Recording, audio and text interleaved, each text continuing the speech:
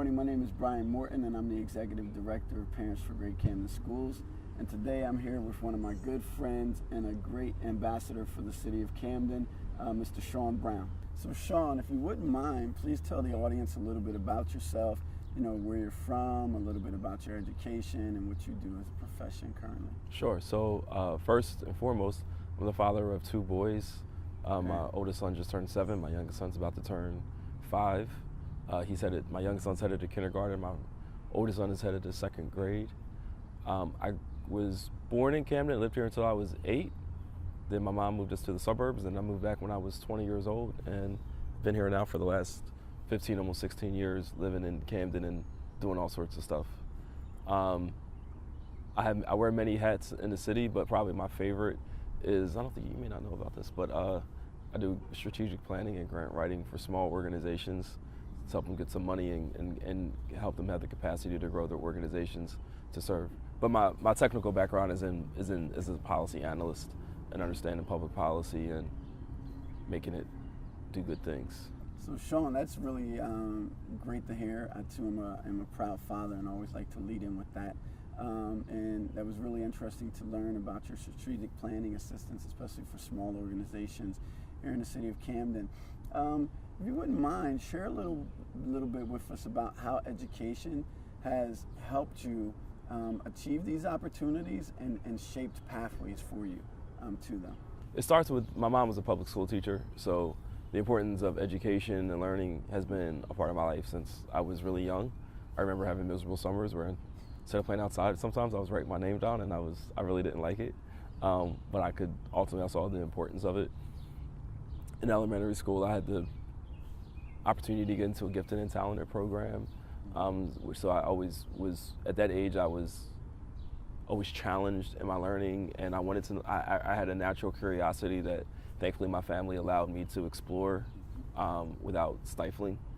And just to fast forward, in the workforce, the reality is that you're just not going to learn enough for many professions in public education up until high school to be able to be functional and make a certain amount of money. I mean, there are obviously exceptions, but for what a lot of us want to do, especially in the social services, that formal education and higher education is important. So I went all the way up to get my master's degree in public policy, so that I could be better at analyzing, understanding data, understanding spreadsheets, reading laws, and knowing how to do research, to be able to be an effective person in the workplace. So it sounds like education has really been a key part of your life from childhood through adulthood. Would you mind sharing with us some of the opportunities that were specifically presented because you had the skill set or the thoughtfulness to prepare yourself through education for them well before they were even realities or possibilities? My education is helpful every single day. I would say I would concentrate on 2 things that I really learned that helped me every day. So one is the ability to do research. So it's not just as simple as like just looking something up on the internet and just believing the first thing that I see or read, but sometimes whether it's to request for money, to plan for a meeting, to be able to speak on a topic, to be able to write about something, I have to be able to know where to get the information from, how to get that information, how to read it, how to analyze it, how to communicate it in a way that people who have not read that same information understand.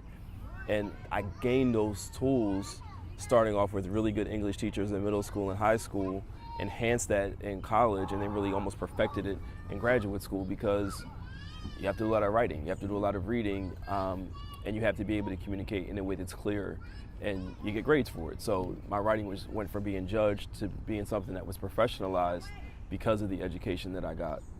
And then the other thing that's really helpful is, despite all the things that I learned in school, self-guided learning. So the ability to have this self-control and the ability to teach myself things. So to be able to watch a YouTube video, to read a how-to book from the library, to know what section to go to, like the reference section in the library, to know people to ask or interview. They know more about things than I do, to be able to gain more knowledge about a topic. And self-guided learning is something that I think we take it for granted in the modern era, where you can just simply or quickly just look something up on your cell phone. but often whether it's, I wasn't raised in a home with a dad that taught me how to change a tire or change the oil in my car. So YouTube sometimes became Papa, right? Just where I was able to learn those things. In addition to the skills you just named, in your current role, which ones do you feel take precedent, and which ones do you feel that we in the Black and brown community should really work to strengthen as we go forward through our education and as we prepare for our professional lives? Yeah, so what I've learned is that if I'm gonna put my energy in anything, it's almost like a triage of when you go to the ER, it's not who gets there first that gets seen, it's who's the sickest and needs the quickest treatment to get seen, right? So that means I have a responsibility to put my education and my skills into the areas that need it most. So what in this Black and brown community, in this poor community, in this disenfranchised community, in this urban community, how do I use my knowledge, my skills, the opportunities that I've been given to make that world better, right? So it could be just knowing how to use a spreadsheet to help out during a soccer club on the weekend and filling out people's names so that we can submit that to the insurance company, right? It's something that's pretty important in a way, but also a fairly simple thing to do. Or it could be understanding the nuances of local government, of how the mayor and city council influence our lives as residents of a community. I think a lot of times we look at the president as being a powerful person, but there are certainly things that happen in our own local communities that matter. And I think you take New Jersey history in 4th grade, and outside of that, most folks are going to never learn in a formal setting the ins and outs of state government and certainly county and local government, which definitely has an influence. I was driving there behind a trash truck. That's a private company that was paid by a local government, which was paid by taxpayers to do it. And understanding that relationship is important when somebody tells me that my trash isn't getting picked up, and I'm like, I know exactly who to call and what the expectations for be, because we ultimately pay them. So these are concepts that we learn, and if fortunate enough that these are things that are enhanced in school, and then that you build upon from your own experience and from being in the community and absorbing and learning new things. So with all that being said, what are some key recommendations that you would suggest to Camden parents looking to really be able to support and position their children for success beyond their immediate school years? Yeah, I think the first thing, the absolute first thing is that parents are the first teachers, right? And it starts from the womb, and once babies are born, even before they go to preschool, parents have a responsibility to read to their children. Their children have to see them reading, not just on their phones or tablets, but also actual physical books. You have to look at, parents have a responsibility to make every experience outside of the home a learning experience. So even if it's a trip to McDonald's before you go to the playground, reading the menu, showing that the letters represent words. And that continues through the time a person is adult. I think one of the biggest mistakes some, and maybe even a few, parents make is thinking that once my child leaves the front door, the school is responsible for my child. The bus driver is responsible, the teacher is responsible, the principal is responsible. And that's true, they are responsible in many ways. But that child is a representative of what they've been taught and learned in the home, what they've been taught and learned in the neighborhood that they're in, from other family members, what they watch on TV. And we don't live in a world where, I know a lot of great teachers, I know a lot of great schools, but we don't live in a world where we can trust them to completely prepare our children for the success that they need in a very complicated workplace and country and world where there are also, especially if you're brown and poor, where you're going to face all sorts of obstacles just because of that, both from your own community and surrounding communities. And I think that a lot of times, it's easy to look at the current conditions and say, well, I got an education and I don't make that much money, and I'm still struggling. Therefore, is the pathway for my child's success surely rooted in education? And the answer is yes, it is. But the answer is that it also has to be that education has to be focused on what makes you happy as a family, what makes your child happy, what reflects their talents and skills that they already have. but also where's the likelihood of you having success in a job that you get, right? So as a parent myself, I don't think that I'm going to as a parent myself, I don't think that it's my job to tell my son who wants to be a drummer that you can never be a drummer because you're never going to make a money as being a drummer in that band. Instead I want you to be a lawyer. I think instead it's finding a balance between having your child meet their aspirations and the goals, but also making sure there's an academic strength there so that they always have a possibility, whether it's on the fun side or the academic side, whether it's the drumsticks or the law books, that they have a future and they know exactly what that looks like. So Sean, what in-demand skills should parents be looking at developing, and what are some really simple ways that they can help develop those skills with their children at home? A lot of as we talk, it's 2018. Yep. A lot of the jobs that our children, your children, my children, will have, 10, 15 years from now, Yep. don't exist right now, right? So the experience of going to McDonald's to buy a burger will be different 15 years from now than it will today, because there will likely not be a cashier in the front to take that order. There will likely not be a need to exchange your credit card or cash over the counter, because there will be another way to pay. So I can't teach my son code. I don't know how to code. I'm probably not going to learn. I'm not going to learn how to code. But I can teach my children the importance of learning. I can teach my children self-discipline. I can create an environment where they are comfortable and relaxed to be able to sit in front of a computer or in a book and go page by page to learn a new skill and deal with their frustrations of not getting it the first time or the second time or the third time, but still enduring and getting through it. I can exhibit those behaviors myself, so like, hey, I got to do this new project for my job, so I need to sit down and watch this. You want to watch this with me? You want to, and one of the favorite phrases of my children in my house is, I don't want to do this, it's boring. And I used to think like, oh, if it's boring, I need to make it fun. And then I think somebody taught me this. I was like, I flipped it to, it's okay if it's boring. So what? A lot of things are boring, and you have to get through it. Not everything is going to be fun and exciting. Not everything is going to, have fireworks and flares. But just because it doesn't mean it's not worth it. And if we as parents aren't teaching our own children this, I'm not quite sure who is, because the coach doesn't have enough time. The teacher is trying to manage a classroom with a bunch of children in it. The after school program is trying to make sure that the right parents pick up the right kid at the right time.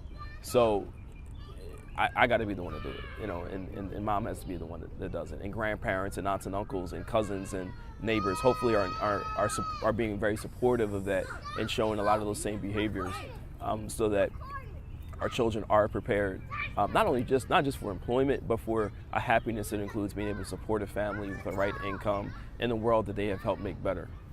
So you touched on a few ways parents could integrate learning into their homes, and not to contradict you if everything doesn't have to be fun, but if you could just share maybe three things that happen in the Browns home where you really integrate or are purposeful about making it a learning opportunity for your sons. Yeah, absolutely. I have a little garden. Mm-hmm. I plant stuff in that garden, and that is definitely something that I know there's no garden at their school where they're planting vegetables and stuff. Mm-hmm. So my youngest son, he loves getting out of the car and walking over to the hose and turning it on and getting everyone wet, getting the car wet, getting the grass wet, getting the trees wet, getting the house wet. And sometimes he'll also water the plants in that process.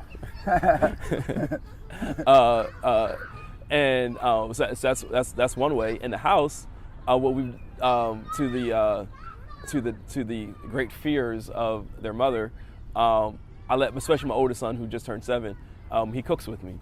So just the other day, he was trying to cut an orange, and I was pretty scared that he was about to lose a digit. So I said, before you do that, because I was in the middle of doing something, I was doing something else at the same time. I'm like, why don't you go to the internet, go to YouTube, look up how to cut with a knife properly, and let's take it from there.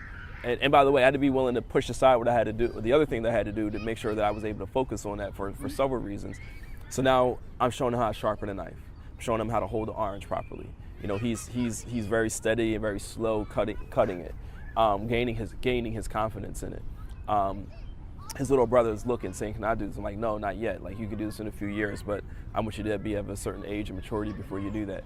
And then, so you know, the gardening and the cooking, those are two non-academic things, and the academic stuff just comes in writing when you get a chance. So again, just yesterday, I was filling out some paperwork for summer camps, and where it says child name, I'm like, you know, do I have to write this? You know, my son knows how to write his name. It might be not as neat as I would. It might be bigger than I would write.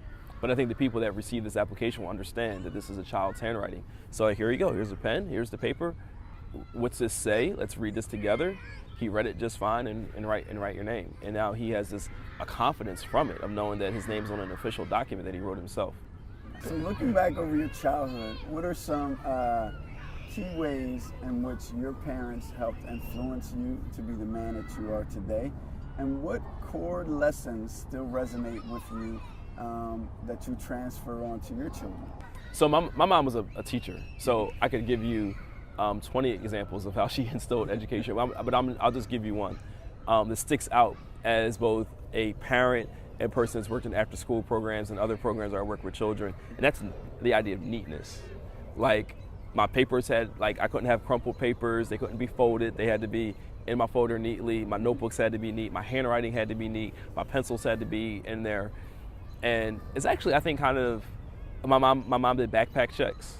You know, and I remember my children are too young, but I definitely remember being in an after school program where like a young man can't find all the stuff he needs for his homework. I'm like, well, what do you got in there? And he dumps his backpack out, and this is October, right? So it's not even that deep into the school year. There's cookies in there and previous lunches and stuff with stains and papers crumpled up and notes from the school, broken pencils, you know, all. I'm like, this is a mess. Like, we gotta clean this up a little bit. Let's do it right now. And it's not in a judgmental way, but it's not okay to have a backpack looking like this. And I think that sometimes we forget as parents of the supplemental stuff that surrounds the core parts of education that also matter.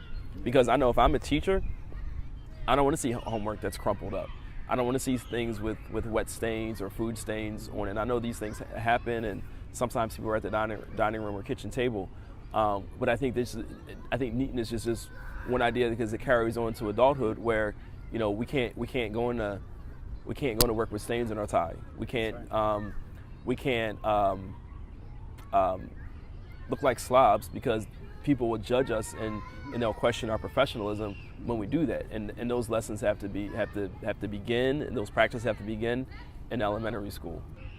So that was a really great and telling example of both the importance of something that we don't often place a priority on or a premium on. You know, we tend to chalk kids up as being messy, but later on in life, we often see how that has a negative impact on their development of soft skills and how they're able to present themselves to the world. And that also has a potential negative impact on the opportunities that would be afforded to them as a child or throughout their education. Because unfortunately, you know, when we're looking at sort of doling out the prizes that are, you know, like gifting a talented seats or you know, who can, you know, go on a field trip, you know, it often comes down to who we can trust to best represent the classroom, the teacher, or the school, not necessarily always on talent. So I do think there is something really important to be learned and remembered in that example. And especially as members of the African American and Latino community, I always look back at civil rights era photos and prior to that, and we were always in jackets and hats and ties, and women, you know, were always dressed in a certain way, and it really helped not only present the person that you were, but the person that you were aspiring to. So I really thank you for sharing that example with us. Next, we both agree that parent involvement is key in a child's education. could you share some ways that you think parents can partner with schools to help ensure greater success for their students and a high quality experience within the school for everyone? I think it starts real simple. So whether it's the first day of school or open house, the beginning of the school year needs to start strong. Yeah. The teacher needs to see the parent's face. The parent needs to ask a question, needs to give a comment, needs to give feedback, needs to talk about things right in those first 2 or 3 weeks. I think most schools have some type of first day of school opening, or at least an open house within the first weeks of school. It's very important, especially in elementary school, that parents know the names of the teacher, know how to get in contact with the teacher. What's the best way? Is it email? Is it text? Is it calling directly to the school? Beyond that, it's definitely looking. I know, especially when it comes to middle school and high school, a little bit in elementary school as well, I hear a lot of parents say that the way math is being taught today is different than it was in the 90s, in the early 2000s, in the 80s. And that's true. And that's because if you're adding or multiplying numbers, there are multiple ways to add or multiply. There's not just one way. And because of Common Core and other technical things, the way it's being taught has shifted. So I know sometimes parents are like, I should be able to help my child with his homework, but it has to be done the way the teacher wants, and the child has to show work the way the teacher wants to see it. And my advice when this issue comes up, and it's come up a lot in the last, I would say 10 years, is no. You don't need to reteach what the teacher just taught. If you have to reteach what the teacher taught, then something got broken in that process. Either the teacher didn't completely get something right, or the student wasn't completely understanding or listening. Either way, there's something broken in that teacher-student relationship that the parent helping the student with the homework won't fix. So if a student is struggling to answer a question from, let's say it's a multiplication problem, the problem has to come in, what are the students' study skills and habits in the classroom, and what are the teachers' teaching methods? And I think that, and I mean, I'm saying this right now, but this is not really a message I think has really been spread as much as it should. And I think what that does is sometimes it makes students feel stupid or confused. It makes parents feel frustrated and unaware. And I think it puts teachers in a position of having to defend something which is basically just a basic requirement of what they have to do as educators in the classroom. So there's the academic side, and the other part, which is, I would say, equally as important, is the discipline side. So whether it's a student that has behavior issues or a student who feels either distracted by other behavior issues or feels bullied, it's very important that parents are able to deal with this in a way that is rational, that is calm, that respects the child's dignity, self-respect, future, understanding what the rules are in the school. And I have seen plenty of times myself that not all schools, not all teachers, not all teachers' aides, not all people in the cafeteria or on the bus, because there are many people that interact with our child. It's not the regular everyday classroom teachers. Some of the teachers that teach specials don't necessarily always have the classroom management skills that are most effective to get the results from children that should be in place. And there are a lot of reasons for that. That they go back to what they learn in college, how the professional development that they get. Some schools and certain schools obviously do it better than other schools. But nonetheless, there is, in my house, there is a daily conversation about what it means to be a good student and what it means to have good behavior and meet expectations in the classroom. And more so, and I listen to my son's teacher talk, and one of the things that she does great, and it's one of the things I'm not sure if I've heard, maybe it's more common now, but I've not experienced many teachers doing this before, is that she directly teaches coping skills to the students and gives them very practical tips for what to do if they feel frustrated. See, the boy next to you keeps trying to get your answers. This is what you do. You feel frustrated because you're raising your hand, you're not getting called on. This is how you deal with that frustration in a healthy way that makes you continue to learn as a student, and it makes the teacher able to teach without so many distractions. So then it's my job at home to say, for one thing, the teacher kind of has some better techniques than I do, so let me borrow some stuff from her and use that at my house too, because I think it works. And when my oldest son was a baby in his classroom, The teacher there said all the time when there was behavior that wasn't acceptable, like, no, thank you. She would always use polite, or they would always use polite terms whenever speaking to children. Please put that down. Thank you for following directions. And I loved it because I like that the teacher talked to my children the way I want my children to talk to other children and me as parents. So we talk to our children like that. And I think at first, for a lot of my friends that come into my house, they're like, why are you talking to your kids like that? And then they see how respectful my children are. Then it's like, now I talk to my children like this too. I was, if I could tell a story real quick. Mm-hmm. I was at a school here in Camden a couple weeks ago, and I was talking to someone in the hallway, a staff member in the hallway, and there was a parent had been called because her child was misbehaving. Just as she turns the corner, she happens to see her child push a boy push a girl in the hallway. The girl was telling the boy, hey, come into the classroom, because she didn't know that the boy was supposed to be in the hallway to meet his mom there. So they end up getting into a quick scuffle. I see the scuffle before she does. So all she sees is the boy push the girl. This lady yelled, screamed, cursed, hit, basically broke everything you're not kind of supposed to do. She did. And I know we live in a world where people are like, don't tell me how to discipline my child. I can hit my child. I can yell at my child. You know, I can parent however I want. But I disagree with that. I think we're at a point where we do see that there's things in parenting that are effective and that are ineffective. There are things that work and don't work. There are things that are good to do and things that are not good to do. And just because our parents did it, just because our grandparents did it, and we're fairly functional adults, doesn't necessarily mean that it's okay. Because I don't know about you, but I got some issues that I can look back at my childhood and say, I wonder this is why I have that issue. And when I saw that parent talking to her child like that, it hurt my heart. I felt bad for her because I felt like she was doing her best in that moment. I felt bad for that child because I think that he already was having a bad day, and that certainly didn't make it any better. But I also was questioning, is there a way that as the school we can say, before you go and talk to your child, let me tell you a few things. And I remember my son, I won't say what it was on video. He did something that was pretty bad, and when he was in preschool, on a scale of 1 to 5, it was like a 4. So, get a call. I'm going up there to the school. I'm walking down the hall, and I'm furious. I'm seeing red. So I get to the door, and the teacher walks out, and she holds my hand, and she says, Mr. Brown, before you talk to your son, I want you to hold his hand just like I'm holding your hand.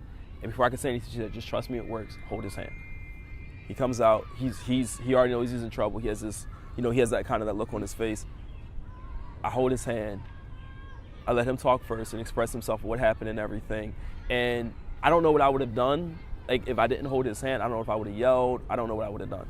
But I'm so glad that she told me that, because it calmed me down, and it helped me have my own self-control to deal with the situation with a boy who's still developing, who still is trying to figure out right and wrong, still trying to figure out ways to deal with his frustration. And I can't deal with him the way I would deal with an adult or a teenager, because he's too young for that. And holding his hand really helped, just feeling the warmth, feeling the nervousness in him, helped me discipline him better. And the problem that we had that day never happened again. And I'm glad that teacher was able to do that. So, Sean, we spent some time talking about the past and the role education has played into preparing us for this moment. So as we begin to look toward the future, what are some ways that you really feel that your leadership has helped shape where the city is going, or even help benefited specific individuals, with regards to reaching their potential or obtaining opportunities? So I've had the fortune of being at the decision-making table, and also being an advocate for things that I thought were important in education, and there have been some victories in that process. Mm-hmm. So the Camden School District has reinstated a gifted and talented program in 2 schools, but it was, to be clear, a good idea, presenting research, and even having support from a few folks is a good start, but it's not enough. So in this case, it took support of board members. It took the superintendent to agree with the concept. It took the finance office to find money to fund a project. It took middle management folks. They had to have the time and the energy and the interest of going to workshops and learning more about the details of how to implement it, how to implement it properly. It took parents to be willing to accept the notion of putting their children into a program. So education advocacy, just like advocacy, I guess, in a lot of fields, it's not a simple task. It's definitely a long game, but it's worth it, because there have been times where I personally, I don't talk about this a lot either, but I've gone into classrooms and like I'll see something on a board or in a report card, or I'll hear a story and I'm like, you know what, actually I had something to do with that. Like, this got better because I was willing to see this through. And even with the Gifted and Talented program that I just mentioned, I mentioned that the first time at a school board meeting in 2007. So 11 years, and it almost happened a few times, but 11 years to go from an idea that I don't think anybody really disagreed with it. That's right. But 11 years, and not everything took necessarily that long. But I mean, I was at the State Board of Education meeting, and after the superintendent and deputy superintendent presented and talked about some of the successes of the last school year, the first thing that he says is, it's really good to have that Gifted and Talented program, reinstated in your district. And as we talk about what we can do in the best interest of our children, my oldest son is a gifted learner, and I want him to be interested and involved and paying attention when he's in school with learning lessons at his level. And that gives that opportunity. But a lot of times, and there are different forms of advocacy, because sometimes it's just making sure that your child has an IEP, has the right IEP, that the IEP is being properly followed. That's a big deal. It's making sure that your child is being provided classes that are necessary. Your high school student is provided classes necessary to enter a really good college, where you have to have 4 years of very specific subjects along those years. We have a creative arts high school in this city, but just because your child does not go to a creative arts school doesn't mean they shouldn't have a thriving arts program in the school that they do go to. So there are all sorts of ways to advocate for change in education. It can be done in the classroom level. It can be done at the grade level with the principal, district-wide, citywide, statewide, nationally. There are all sorts of ways. And I would recommend that people follow through with groups like yours to get kind of tuned into what the lay of the land is in order to be able to participate in a way. Sean, that was a great example of how advocacy can really be a long game, but have tremendous benefit, for students, over a great time. And I'll toot your horn a little bit. First I want to talk about how, you were one of the first school board members to talk about, we needed healthier options, on our school menu, and that's a topic that is still coming up. But you were the board member to get that policy pushed through. While it was controversial at the time, with Renaissance schools, you were one of the board members that really took a position that parents had a decision, and wherever you land on it, there are students that at least have the option and opportunity. And so I guess what I wanted to say is that not always are things going to be as simple and straightforward and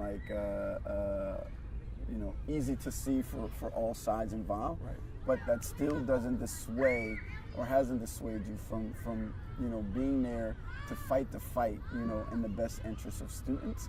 And that is really translated in the young man I got to meet last week, Josh Sims, who is now at Cornell. That's right. That you've had the opportunity to mentor. And so I think that when we look back, we'll really see a long legacy of, policies and outcomes and opportunities that you have been able to influence here in the city that is helping to shape us, for greater things to come.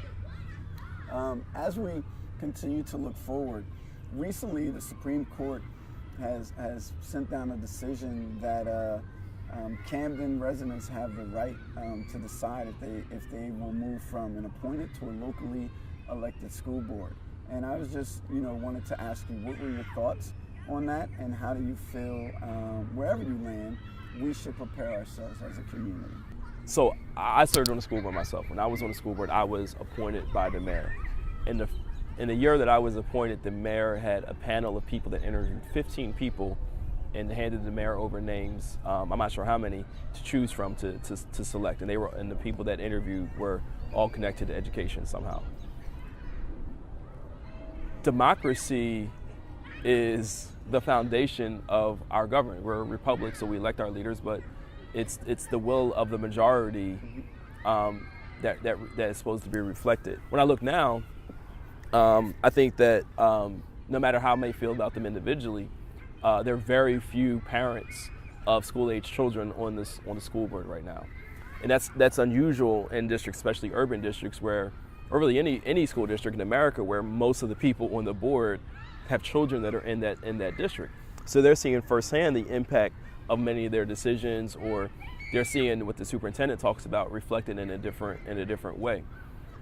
This is a highly political city. This is a highly political county, and in many ways, it's a highly political state where politics, partisan politics or regional politics, seeps its way into discussions that doesn't make sense, especially if it's not in the best interest of students, but instead it's in the best interest of millionaires that don't have any connection to the students in the district.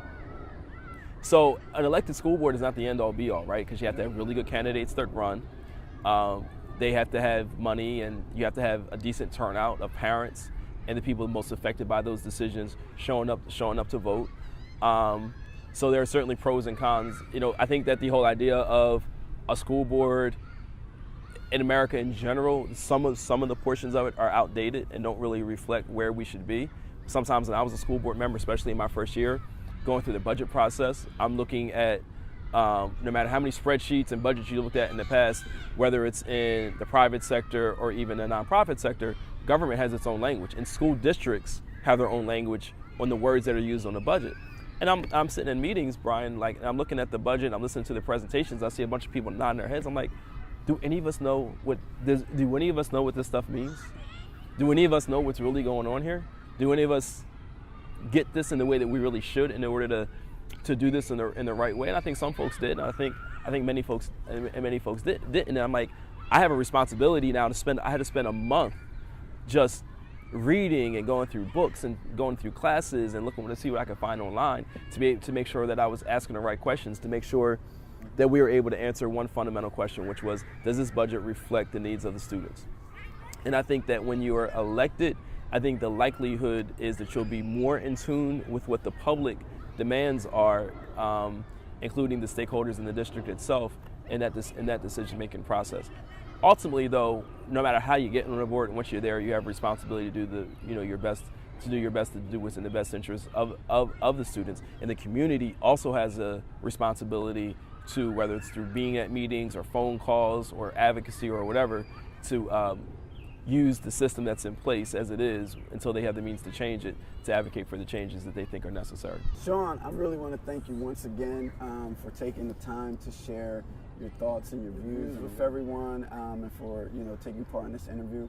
I really believe there's a lot of great thoughtfulness in the discussion today, and just wanted to say to everyone out there, my name is Brian Morton. I'm the Executive Director of Parents for Great Camden Schools. This is my good friend Sean Brown, and one of the greatest assets here in the city of Camden, wanting to impart to you that education works. You're welcome. Go learn.